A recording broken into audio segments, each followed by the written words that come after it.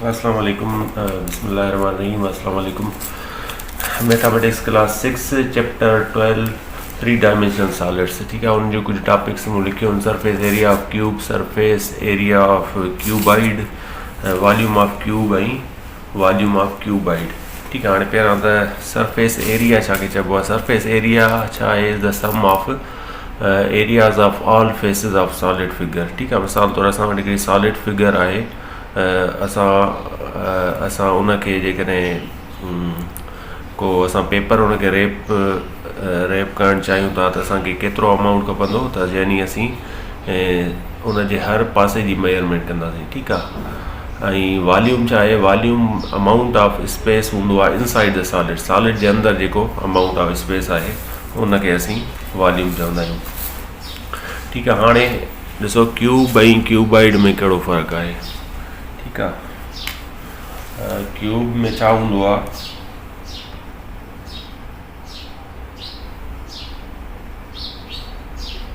Length, breadth ऐं height हर पासे खां हिकु जेतिरी हूंदी आहे। ठीकु आहे, मतिलबु हिन में का डिफरेंट न हूंदी, हुनखे असीं क्यूब चवंदासीं। ठीकु आहे। ऐं क्यूबाइड में छा हूंदो आहे, length,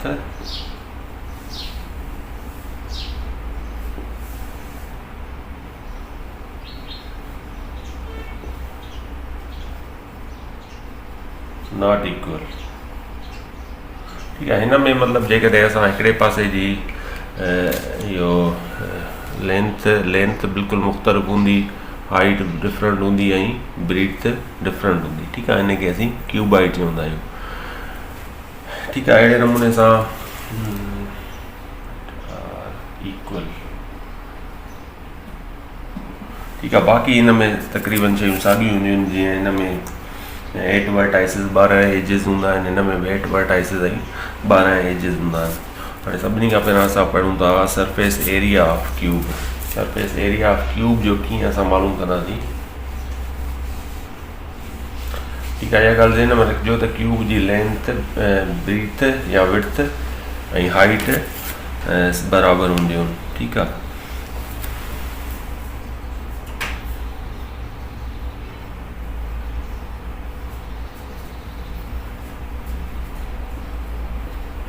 surface area of cube. हाणे असांखे ख़बर आहे त क्यूब जे लेंथ, विड्थ ऐं हाइट, या लेंथ, ब्रीथ ऐं height are equal in cube, त असां चवंदासीं सरफेस एरिया ऑफ क्यूब बराबरि आहे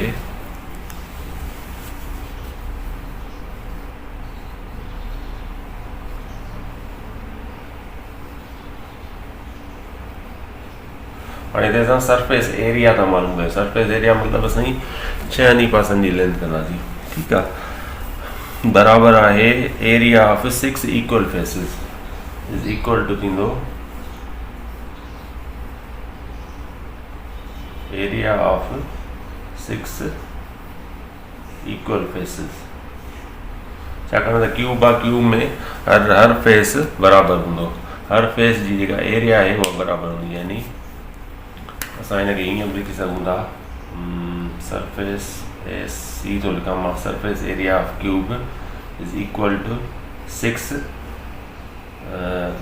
फेसिस और 6 एरिया ऑफ फेस। यानी 6 खे जेकॾहिं मां एरिया सां मल्टीप्लाई कयां त हर पासे जी असांखे एरिया मिली वेंदी। ठीकु आहे। हाणे असांखे ख़बर आहे एरिया छा जे बराबरि आहे, एरिया एल स्क्वायर जे बराबरि हूंदी आहे। ठीकु आहे। एरिया में 2 लेंथूं हूंदियूं आहिनि। ठीकु आहे। यानी सरफेस एरिया बराबरि थींदी 6L स्क्वायर जे। ठीकु आहे। त किथे बि तव्हांखे जेकॾहिं कंहिं क्यूब जी सरफेस एरिया मालूम करणी हुजे, तव्हां हिन फॉर्मूला सां करे सघो था। 6 खे L सां स्क्वायर कंदो त तव्हांजो सरफेस एरिया ऑफ क्यूब मालूम थी वेंदो। ठीकु आहे। उन खां पोइ आहे सरफेस एरिया ऑफ क्यूबाइड।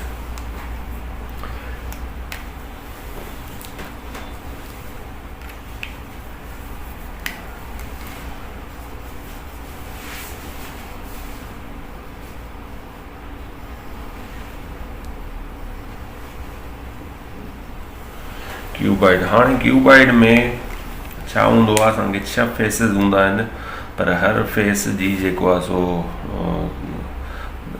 जेका लेंथ आहे उहा ऐं लेंथ ऐं ब्रीथ जेका आहे उहा मुख़्तलिफ़ हूंदी आहे। ठीकु आहे, हिन लाइ असांखे फेस 1 जी अलॻि करणी पवंदी, तक़रीबन 3 जी त डिफरेंट हूंदी आहे, बाक़ी 3 साॻा ई हूंदा। ठीकु आहे, यानी असां वटि हिकिड़ो क्यूबाइड आहे, हिनखे जेकॾहिं मां क्यूबाइड ठाहियांसि, हीअ त बिल्कुलु जेको असांखे साम्हूं नज़र थो अचे। ठीकु आहे,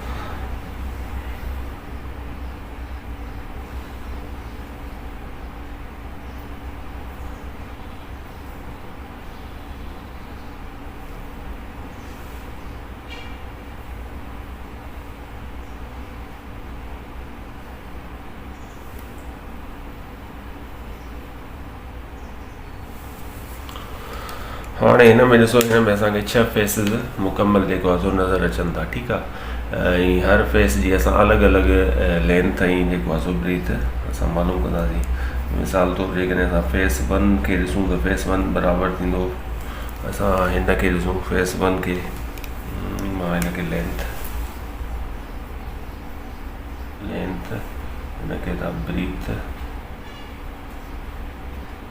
ऐं हिनखे त असां चऊं हाइट, या हीअ आहे ॻाल्हि साॻी आहे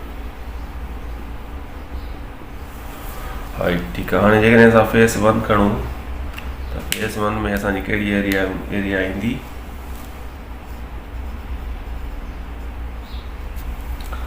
लेंथ ऐं ब्रीथ। ठीकु आहे, हीअ लेंथ ऐं हीअ असां हिसो खणूं।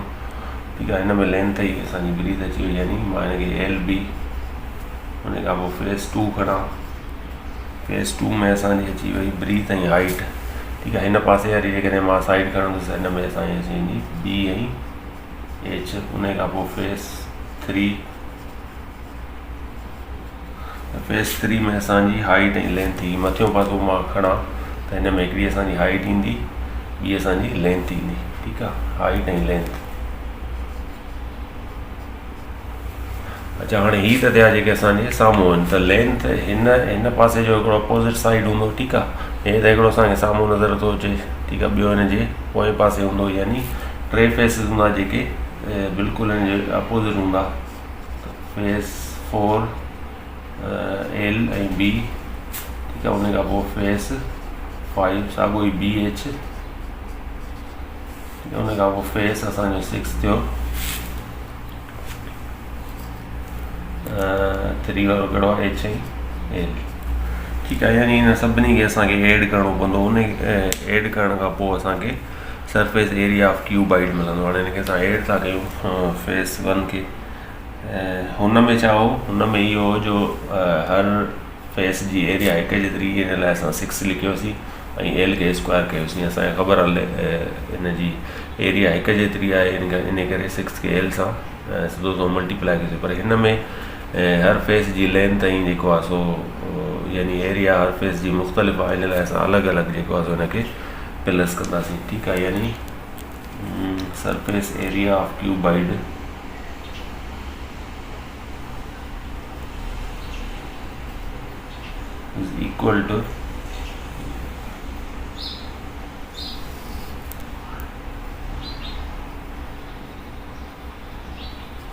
is equal to LB plus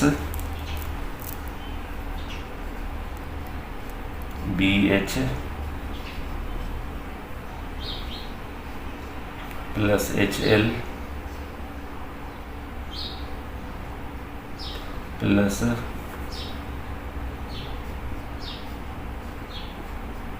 BH plus HL। ठीकु आहे, हीअ तव्हांजा। हाणे जेकॾहिं तव्हां हिननि खे ऐड कयो त LB घणा आहिनि, 2LB is equal two 2LB ऐं BH बि हिन में 2 आहिनि, यानी 2BH। उन खां पोइ HL बि घणा आहिनि, 2HL।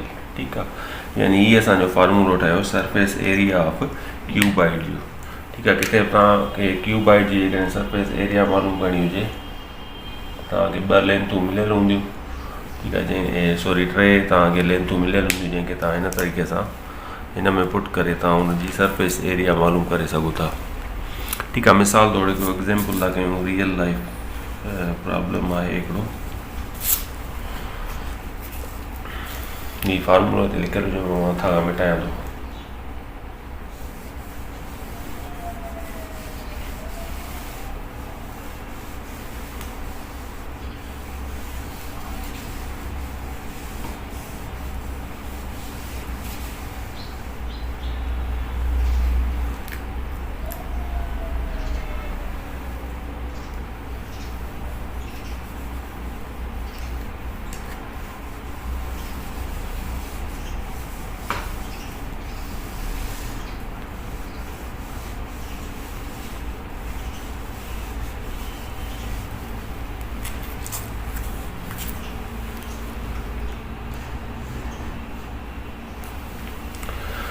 हाणे हिकिड़ो एग्ज़ाम्पल आहे, बल्कि प्रॉब्लम आहे, शायदि तव्हांजे बुक में बि आहे। Find the cost of cupboard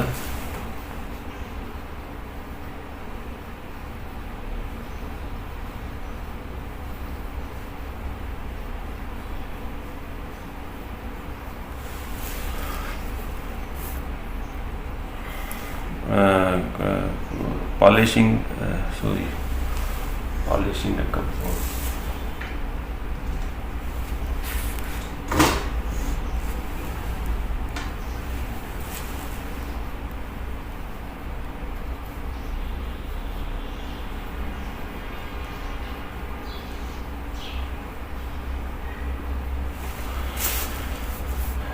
With dimension, the dimension and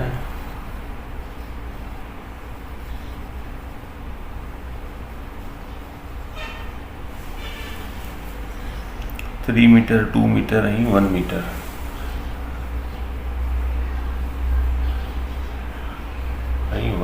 ठीकु आहे, 3 डायमेंशन। सॉलिड हमेशह 3 डायमेंशन हूंदो आहे। ठीकु आहे। हाणे हिन में हिकिड़ो असांखे कपबोर्ड आहे। ठीकु आहे।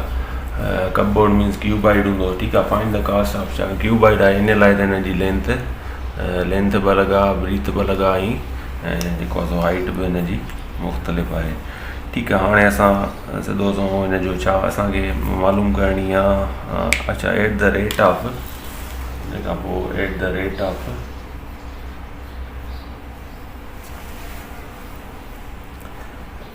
500 पर स्क्वायर सेंटीमीटर, स्क्वायर मीटर।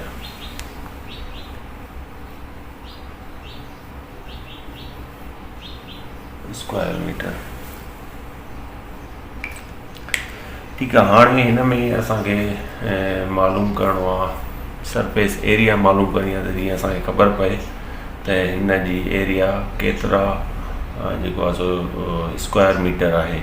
छाकाणि त असांखे 1 स्क्वायर मीटर पॉलिश थी मिले थी 500 जी, त असांखे टोटल जेको आहे सो स्क्वायर मीटर मालूम करणा आहिनि, त असांखे टोटल जेको आहे सो कास्ट असांखे मालूम थी वेंदी। ठीकु आहे। हाणे सरफेस एरिया ऑफ क्यूबाइड छा जे बराबरि आहे, इज़ इक्वल टू, असांखे ख़बर आहे, मिसाल तौरु हिन में असां लेंथ बराबरि था कयूं 3 मीटर जे। ठीकु आहे। ऐं ब्रीथ बराबरि था कयूं 2 मीटर जे, ऐं हाइट बराबरि आहे हिन जी 1 मीटर जे। ठीकु आहे। तव्हां हेठि मथे बि करे सघो था, हिन सां को फ़र्क़ु कोन थो पए। ठीकु आहे। हाणे असांखे ख़बर आहे 2LB plus 2BH plus 2HL, इहा आहे असांजी सरफेस एरिया ऑफ क्यूबाइड।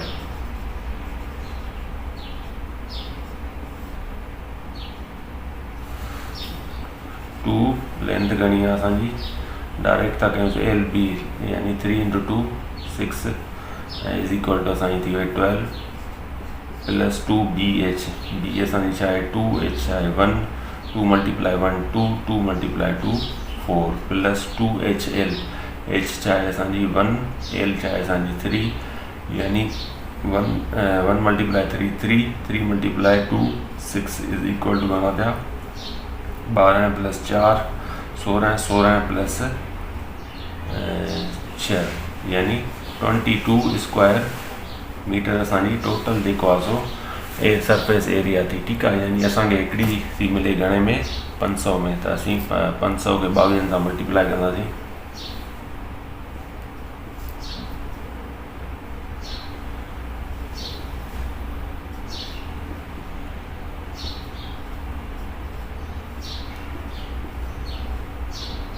तक़रीबन 11,000 रुपया कास्ट आई असांजी टोटल इन ते पॉलिशिंग कराइण ते। ठीकु आहे, कपबोर्ड जी। ठीकु आहे, हाणे उन खां पोइ आहे असांजो वॉल्यूम ऑफ क्यूब आहे ऐं वॉल्यूम ऑफ क्यूबाइड आहे।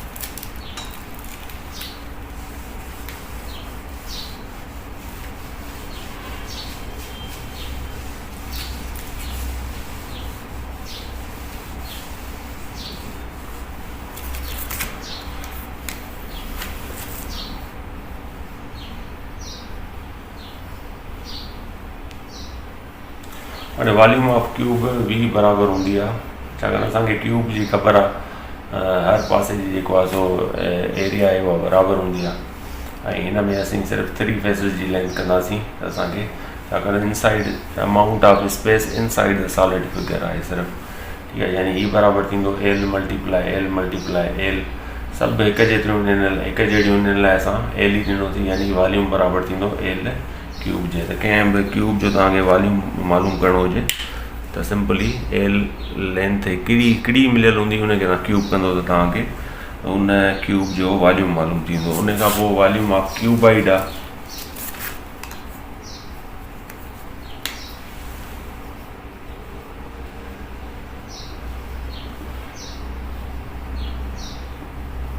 ठीकु आहे, हाणे वॉल्यूम ऑफ क्यूबाइड वॉल्यूम आहे इन लाइ सिर्फ़ु असां amount of space inside the solid figure, यानी 3 जेको आहे फेसिस जी असां मेजरमेंट कंदासीं। हाणे हिन में इहो आहे जो हर फेस जी अलॻि अलॻि आहे, इन लाइ लेंथ खे असां ब्रीथ सां मल्टीप्लाई कंदासीं ऐं हाइट सां मल्टीप्लाई कंदासीं। हुन में त असांजी हिकिड़ी हुई, इन लाइ एल क्यूब पिया कयूं, पर हिन में छा थींदो, बराबरि थींदो वञी लेंथ खे मल्टीप्लाई कंदासीं ब्रीथ, उनखे मल्टीप्लाई कंदासीं हाइट सां। हिन टिनी खे मल्टीप्लाई कंदासीं त असांखे छा कंदा, हे टई मुख़्तलिफ़ हूंदियूं, असांखे वॉल्यूम ऑफ क्यूबाइड मिली वेंदो। हाणे हिकिड़ा ॿ आहिनि। अच्छा, हिन में जेको आहे सो हिन जो यूनिट थींदो उहो, जेकॾहिं असांखे लेंथ सेंटीमीटर में मिलियल आहे त असां जेको वॉल्यूम थींदो उहो क्यूबिक सेंटीमीटर में असां लिखंदासीं। जेकॾहिं असांखे लेंथ ब्रीथ या हाइट असांखे मीटर में मिलियल आहे त असां क्यूबिक मीटर लिखंदासीं, या इन केस जेकॾहिं किलोमीटर में लिखियलु आहे त असीं क्यूबिक किलोमीटर लिखंदासीं। मिसाल तौरु असांजो हिकिड़ो एग्ज़ाम्पल आहे, find the volume of cube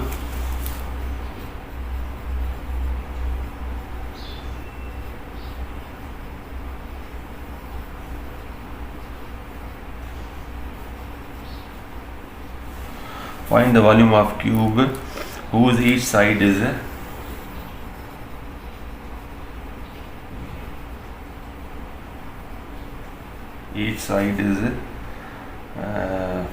5 centimetre. ठीकु आहे, हाणे सो क्यूब जो वॉल्यूम आहे, हिन लाइ ईच साइड हर साइड बराबरि ई हूंदी। 5 सेंटीमीटर असांखे हिकिड़ी मिलियल आहे। ठीकु आहे, यानी वॉल्यूम असांजो बराबरि थींदो क्यूब जो एल क्यूब, यानी हिन में एल असांखे घणी मिलियल आहे 5 खे असां क्यूब कंदासीं, यानी 5 मल्टीप्लाई 5 यानी 125 सेंटीमीटर क्यूबिक सेंटीमीटर। ठीकु आहे, या हिकिड़ो ॿियो एग्ज़ाम्पल हुजे, find the volume of cuboid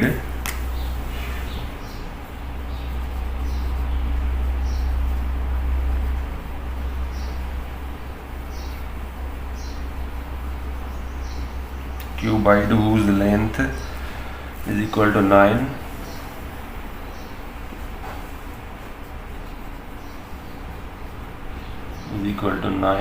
breath is equal to 6 and height 4 centimetre आहे।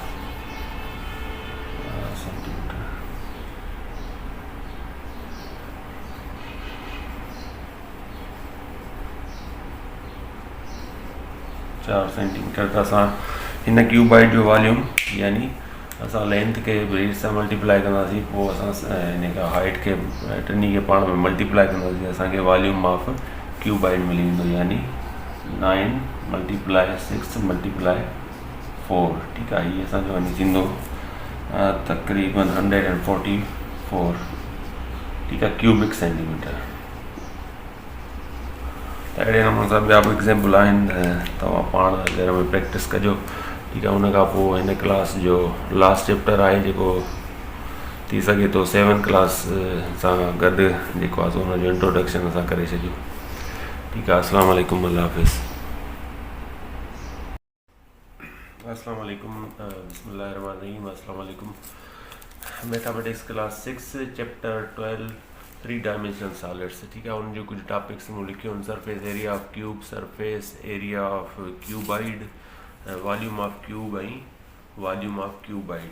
ठीक है, हाँ पहिरां त सरफेस एरिया छाखे चइबो आहे। सरफेस एरिया छा आहे, is the sum of areas of all faces of solid figure. ठीक आहे, मिसाल तौर असां वटि हिकिड़ी सॉलिड फिगर आहे, असां उनखे जेकॾहिं को असां पेपर उनखे रैप करणु चाहियूं था त असांखे केतिरो अमाउंट खपंदो, त यानी असीं उनजे हर पासे जी मेजरमेंट कंदासीं। ठीकु आहे, ऐं वॉल्यूम छा आहे, वॉल्यूम अमाउंट ऑफ स्पेस हूंदो आहे इनसाइड द सॉलिड। सॉलिड जे अंदरि जेको अमाउंट ऑफ स्पेस आहे उनखे असीं वॉल्यूम चवंदा आहियूं। ठीकु आहे, हाणे ॾिसो क्यूब ऐं क्यूबाइड में कहिड़ो फ़र्क़ु आहे। ठीकु आहे, क्यूब में छा हूंदो आहे,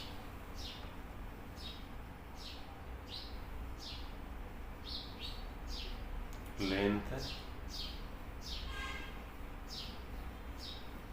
ब्रीथ ऐं हाइट हर पासे खां हिकु जेतिरी हूंदी आहे। ठीकु आहे, मतिलबु हिन में का डिफरेंट न हूंदी, हुनखे असीं क्यूब चवंदासीं। ठीकु आहे, ऐं क्यूबाइड में छा हूंदो आहे, length,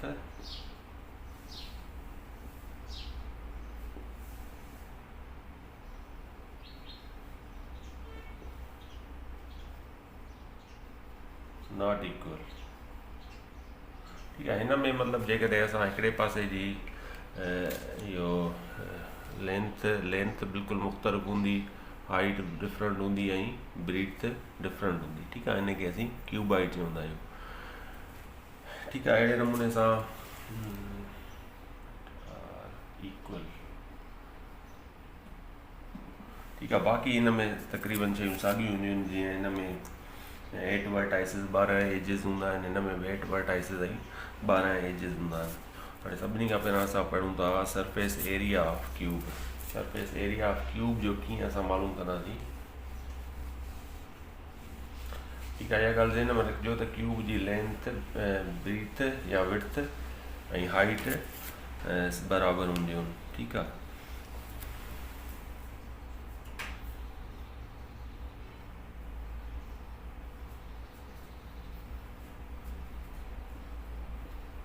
surface area of cube. हाणे असांखे ख़बर आहे त क्यूब जे लेंथ, विड्थ ऐं हाइट या लेंथ, ब्रीथ ऐं height are equal in cube, त असां चवंदासीं सरफेस एरिया ऑफ क्यूब बराबरि आहे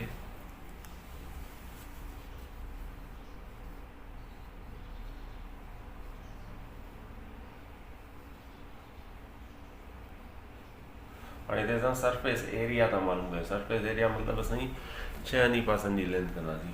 ठीकु आहे, बराबरि आहे area of 6 equal faces is equal to थींदो एरिया ऑफ 6 इक्वल फेसिस। छाकाणि त क्यूब आहे, क्यूब में हर फेस बराबरि हूंदो, हर फेस जी जेका एरिया आहे उहा बराबरि हूंदी। यानी असां हिनखे हीअं बि लिखी सघूं था, सरफेस सी थो लिखां मां, surface area of cube is equal to 6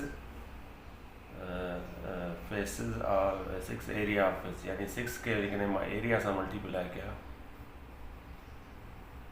त हर पासे जी असांखे एरिया मिली वेंदी। ठीकु आहे, हाणे असांखे ख़बर आहे एरिया छाजे बराबरि आहे, एरिया एल स्क्वायर जे बराबरि हूंदी आहे। ठीकु आहे, एरिया में 2 लेंथूं हूंदियूं आहिनि। ठीकु आहे, यानी सरफेस एरिया बराबरि थींदी 6L स्क्वायर जे।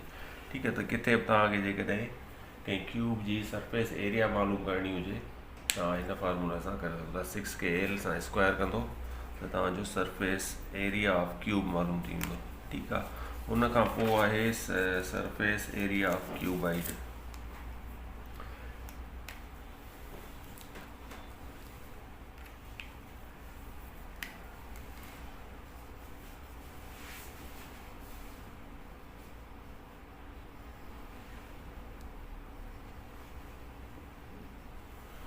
क्यूबाइड। हाणे क्यूबाइड में छा हूंदो आहे, असांखे 6 फेसिस हूंदा आहिनि, पर हर फेस जी जेको आहे सो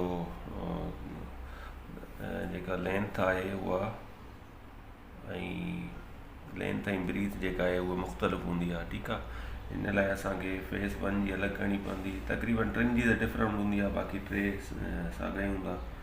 ठीकु आहे, यानी असां वटि हिकिड़ो क्यूबाइड आहे, हिनखे जेकॾहिं मां क्यूबाइड ठाहियांसि,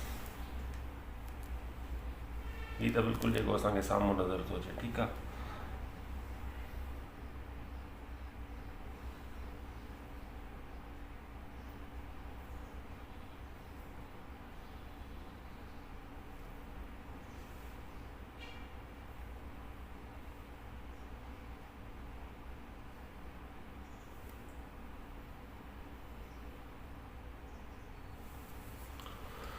हाणे हिन में ॾिसो, हिन में असांखे 6 फेसिस मुकमल जेको आहे सो नज़र अचनि था। ठीकु आहे, ऐं हर फेस जी असां अलॻि अलॻि लेंथ ऐं जेको आहे सो ब्रीथ असां मालूम कंदासीं।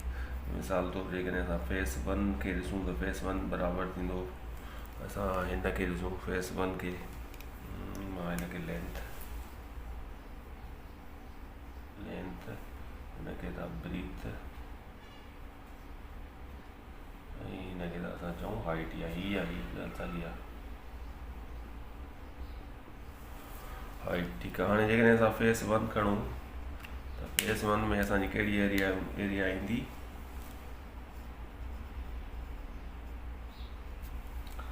लेंथ ऐं ब्रीथ। ठीकु आहे, हीअ लेंथ ऐं हीअ असां हिसो खणूं। ठीकु आहे, हिन में लेंथ ई असांजी ब्रीथ अची वई, यानी मां हिनखे LB, हुन खां पोइ फेस 2 खणां, फेस 2 में असांजी अची वई ब्रीथ ऐं हाइट। ठीकु आहे, हिन पासे वारी जेकॾहिं मां साइड खणंदुसि, हिन में असांजी अची वेंदी B ऐं H। हुन खां पोइ फेस 3, फेस 3 में असांजी हाइट ऐं लेंथ ई, मथियों पासो मां खणां त हिन में हिकिड़ी असांजी हाइट ईंदी, ॿी असांजी लेंथ ईंदी। ठीकु आहे, हाइट ऐं लेंथ। अच्छा, हाणे हीअ त थिया जेके असांजे साम्हूं आहिनि, त लेंथ हिन पासे जो हिकिड़ो अपोज़िट साइड हूंदो। ठीकु आहे, हे त हिकिड़ो असांखे साम्हूं नज़र थो अचे। ठीकु आहे, ॿियो हिन जे पोएं पासे हूंदो, यानी 3 फेसिस हूंदा जेके बिल्कुलु हिन जे अपोज़िट हूंदा। फेस 4 L ऐं B। ठीकु आहे, हुन खां पोइ फेस 5 साॻियो ई BH। ठीकु आहे, हुन खां पोइ फेस असांजो 6 थियो, 3 वारो कहिड़ो आहे, H ऐं L। ठीकु आहे, यानी हिन सभिनी खे असांखे ऐड करिणो पवंदो। उन ऐड करण खां पोइ असांखे सरफेस एरिया ऑफ क्यूबाइड मिलंदो। हाणे हिनखे असां ऐड था कयूं फेस 1 खे, हुन में छा हो, हुन में इहो हो जो हर फेस जी एरिया हिकु जेतिरी, हिन लाइ असां 6 लिखियोसीं ऐं L खे स्क्वायर कयोसीं। असांखे ख़बर हले हिन जी एरिया हिकु जेतिरी आहे, इन करे 6 खे L सां सिधो मल्टीप्लाई कयोसीं। पर हिन में हर फेस जी लेंथ ऐं जेको आहे सो यानी एरिया हर फेस जी मुख़्तलिफ़ आहे, हिन लाइ असां अलॻि अलॻि जेको आहे सो हिनखे प्लस कंदासीं। ठीकु आहे, यानी surface area of cuboid is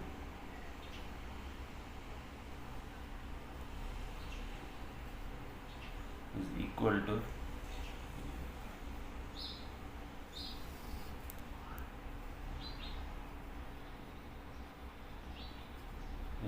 two LB plus BH plus HL plus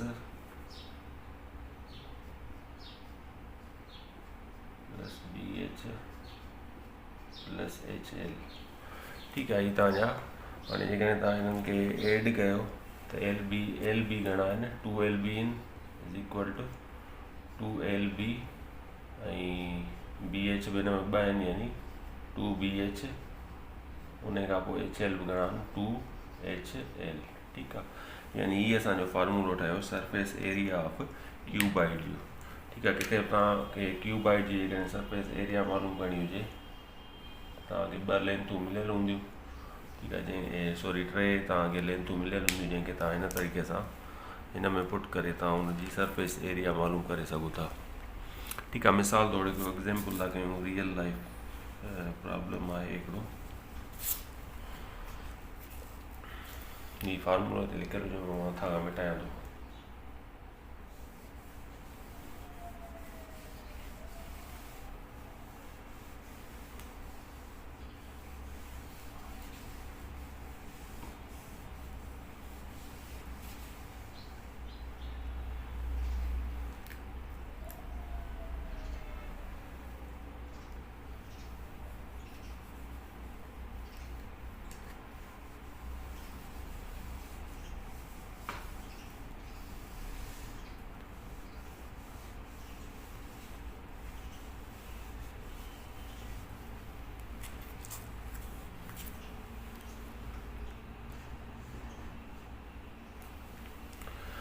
हाणे हिकिड़ो एग्ज़ाम्पल आहे, बल्कि प्रॉब्लम आहे, शायदि तव्हांजे बुक में बि आहे। Find the cost of cupboard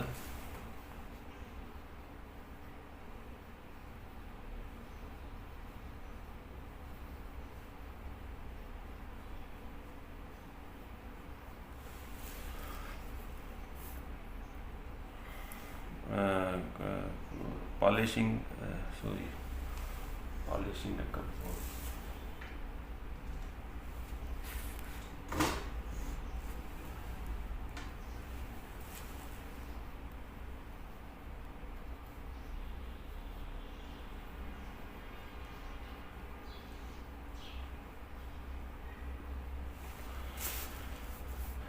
With dimension, the dimension and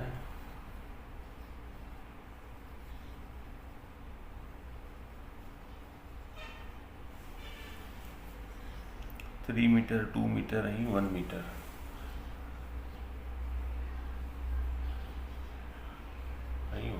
ठीकु आहे। 3 डायमेंशन, सॉलिड हमेशह 3 डायमेंशन हूंदो आहे। ठीकु आहे। हाणे हिन में हिकिड़ो असांखे कपबोर्ड आहे। ठीकु आहे। कपबोर्ड मीन्स क्यूबाइड हूंदो। ठीकु आहे। फाइंड द कास्ट ऑफ, छा क्यूबाइड आहे इन लाइ त हिन जी लेंथ ॿ लॻा, ब्रीथ ॿ लॻा ऐं जेको आहे सो हाइट बि हिन जी मुख़्तलिफ़ आहे। ठीकु आहे। हाणे असां सिधो हिन जो छा असांखे मालूम करणी आहे। अच्छा, एट द रेट ऑफ, हिन खां पोइ एट द रेट ऑफ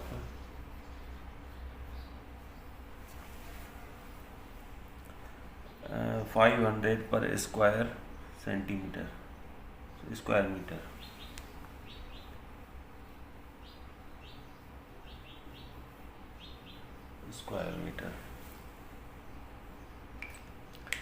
ठीकु आहे। हाणे हिन में असांखे मालूम करिणो आहे, सरफेस एरिया मालूम करणी आहे, त जीअं असांखे ख़बर पए त हिन जी एरिया केतिरा जेको आहे सो स्क्वायर मीटर आहे।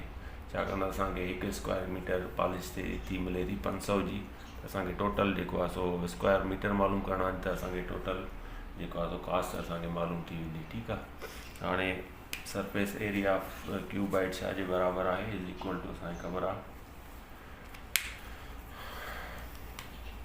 मिसाल तौरु हिन में असां लेंथ बराबरि था कयूं 3 मीटर जे। ठीकु आहे। ऐं ब्रीथ बराबरि था कयूं 2 मीटर जे, ऐं हाइट बराबरि आहे हिन जी 1 मीटर जी। ठीकु आहे। तव्हां हेठि मथे बि करे सघो था, हिन सां को फ़र्क़ु कोन थो पए। ठीकु आहे। हाणे असांखे ख़बर आहे 2LB plus 2BH plus 2HL, इहा आहे असांजी सरफेस एरिया ऑफ क्यूबाइड।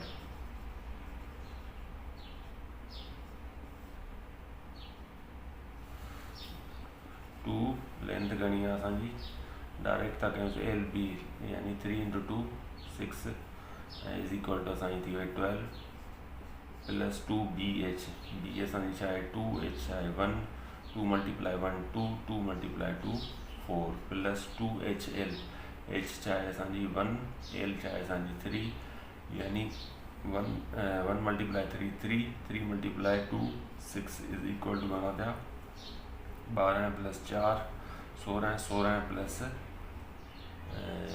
6 यानी 22 स्क्वायर मीटर असांजी टोटल जेको आहे सो सरफेस एरिया थी। ठीकु आहे। यानी असांखे हिकिड़ी थी मिले घणे में 500 में, त असीं 500 खे 22 सां मल्टीप्लाई कंदासीं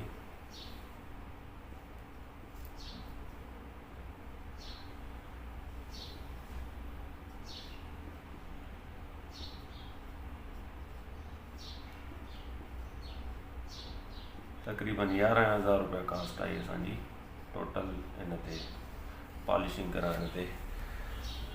ठीकु आहे, कपबोर्ड जी। ठीकु आहे, हाणे उन खां पोइ आहे असांजो वॉल्यूम ऑफ क्यूब आहे ऐं वॉल्यूम ऑफ क्यूबाइड आहे।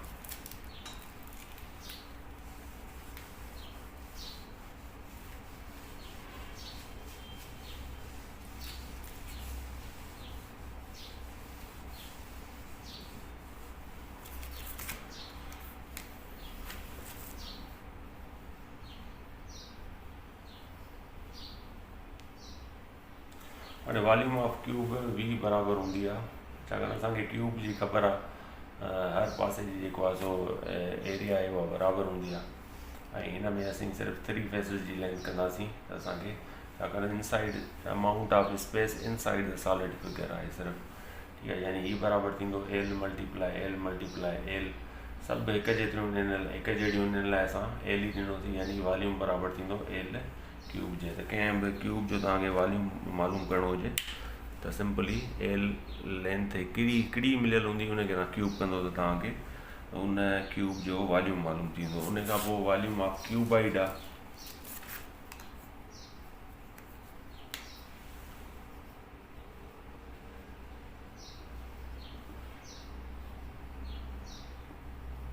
ठीकु आहे, हाणे वॉल्यूम ऑफ क्यूबाइड वॉल्यूम आहे इन लाइ सिर्फ़ु असां amount of space inside the solid figure, यानी 3 जेको आहे सो फेसिस जी असां मेजरमेंट कंदासीं। हाणे हिन में इहो आहे जो हर फेस जी अलॻि अलॻि आहे, इन लाइ लेंथ खे असां ब्रीथ सां मल्टीप्लाई कंदासीं ऐं हाइट सां मल्टीप्लाई कंदासीं।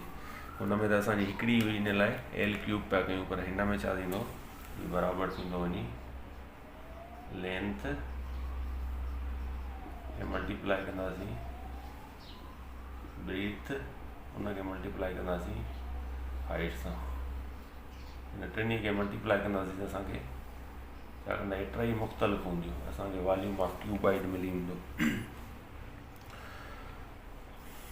हाणे हिकिड़ा ॿ आहिनि। अच्छा, हिन में जेको आहे सो हिन जो यूनिट थींदो उहो, जेकॾहिं असांखे लेंथ सेंटीमीटर में मिलियल आहे त असां जेको वॉल्यूम थींदो उहो क्यूबिक सेंटीमीटर में असां लिखंदासीं। जेकॾहिं असांखे लेंथ ब्रीथ या हाइट असांखे मीटर में मिलियल आहे त असां क्यूबिक मीटर लिखंदासीं, या इन केस जेकॾहिं किलोमीटर में लिखियल आहे त असीं क्यूबिक किलोमीटर लिखंदासीं। मिसाल तौरु असांजो हिकिड़ो एग्ज़ाम्पल आहे, find the volume of cube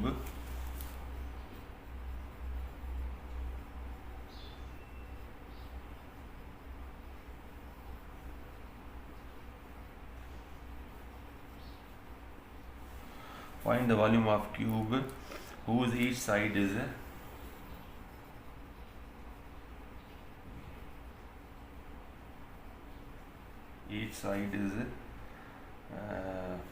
5 centimetre. ठीकु आहे, हाणे सो क्यूब जो वॉल्यूम आहे, हिन लाइ ईच साइड हर साइड बराबरि ई हूंदी। 5 सेंटीमीटर असांखे हिकिड़ी मिलियल आहे। ठीकु आहे, यानी वॉल्यूम असांजो बराबरि थींदो क्यूब जो L क्यूब, यानी हिन में L असांखे घणी मिलियल आहे 5 खे असां क्यूब कंदासीं, यानी 5 मल्टीप्लाई 5 यानी 125 cubic centimetre.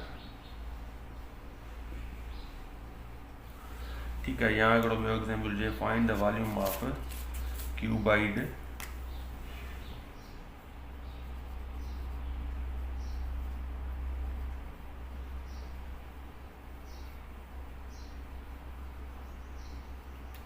whose length is equal to 9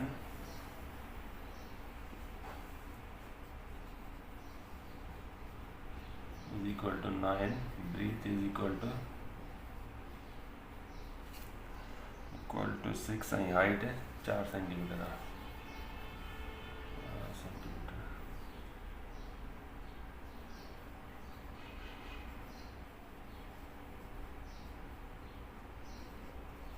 centimetre त असां हिन क्यूबाइड जो वॉल्यूम, यानी असां लेंथ खे ब्रीथ सां मल्टीप्लाई कंदासीं, पोइ असां हिन खां हाइट खे टिनी खे पाण में मल्टीप्लाई कंदासीं, असांखे वॉल्यूम ऑफ क्यूबाइड मिली वेंदो, यानी 9 मल्टीप्लाई 6 मल्टीप्लाई 4। ठीकु आहे, हीअ असांजो वञी थींदो तक़रीबन 144। ठीकु आहे, क्यूबिक सेंटीमीटर। त अहिड़े नमूने सां ॿिया बि एग्ज़ाम्पल आहिनि, तव्हां पाण घर में प्रैक्टिस कजो। ठीकु आहे, उन खां पोइ हिन क्लास जो लास्ट चैप्टर आहे जेको थी सघे थो 7th क्लास सां गॾु जेको आहे सो हुनजो इंट्रोडक्शन असां करे छॾियूं। ठीकु आहे, अस्सलाम वालेकुम, अल्लाह हाफ़िज़।